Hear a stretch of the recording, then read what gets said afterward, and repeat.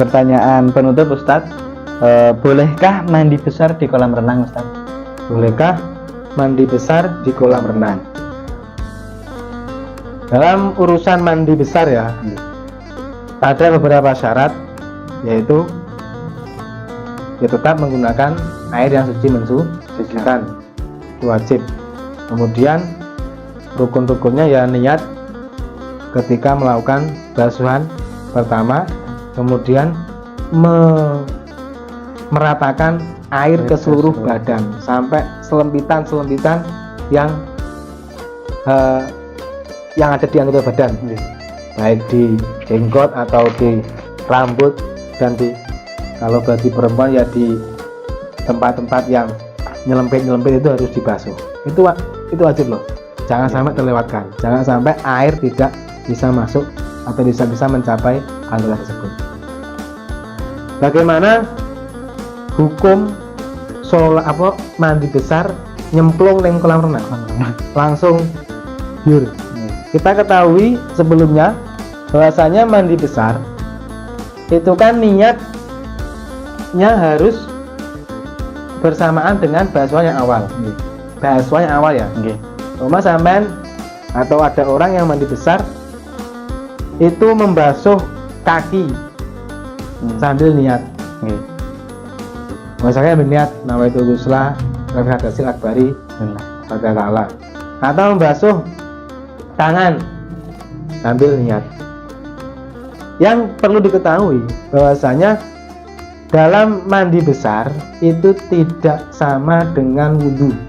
Kalau wudhu itu harus mualah, harus tartib, dari membasuh wajah, membasuh kedua tangan, dari membasuh kedua tangan mengusap sebagian rambut kepala, kemudian kaki tertib.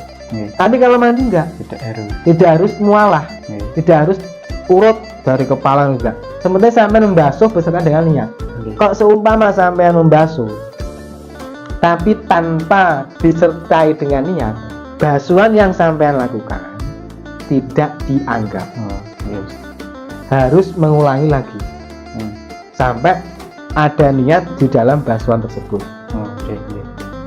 Nah, kalau kita sudah ketahui bahwasanya dalam mandi tidak harus mualah, bagaimana hukumnya mandinya orang yang masuk kolam renang? Nah, itu ketika dia menjeburkan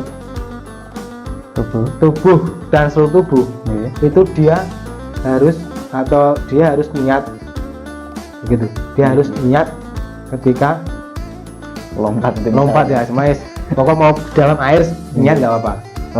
Jadi sah saja orang yang memiliki hadas besar mandi di dalam kolam renang. Ketika nyemplung atau ketika berenang, dia semuanya menyelam itu sambil niat. Yang penting takmimul badani, bisa meratani seluruh anggota badan. Yang penting itu jangan sampai terlewatkan. Itu mengenai mandi di dalam kolam renang. Jawabannya boleh, asal harus dengan niat. Percuma kalau kita loncat atau kita mau berenang tapi nggak niat, hadas besar tidak bisa hilang. Harus mengulang lagi mandi besar atau renang kembali. Jadi juga tidak disyariatkan untuk kaki dulu atau kepala dulu. Nah, jadi malah yang satu boleh. Jadi bahkan begini, ada keterangan ketika ada orang yang hadas besar, kemudian dia membasuh kaki sumama sambil niat, moro-moro nek koncone atau ono tamu atau ono hal darurat yang harus dia boleh menemui atau boleh melakukan hal tersebut. Kemudian dia boleh lagi meneruskan mandinya tanpa mengulangi niat dan tinggal meratani air ke anggota tubuhnya. Tidak perlu niat lagi, yang sudah disebutkan ketika membasuh kaki atau membasuh anggota yang pertama dia basuh. Intinya harus ada niat besertaan membasuh anggota tubuh. Seperti itu. yang bisa saya jawab. Semoga memahamkan, semoga bermanfaat dan barokah untuk semuanya, khususnya untuk saya sendiri.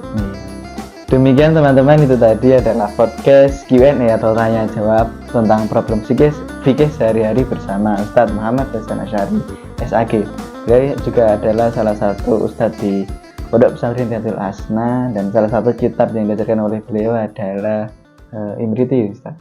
Iya, Imriti. Nah, bagi teman-teman yang memiliki pertanyaan tentang masalah apapun atau utamanya masalah fikih dan ingin ditanyakan beliau, dapat menulis pertanyaannya di kolom komentar di bawah ini. Nah, untuk episode yang akan datang, insya Allah narasumber kita adalah Ibu Nyai Ummah Niswah yang nanti akan membahas masalah tanya jawab masalah haid. Nah, demikian yang dapat kita sampaikan hari ini. Terima kasih. Wassalamualaikum warahmatullahi wabarakatuh. Waalaikumsalam.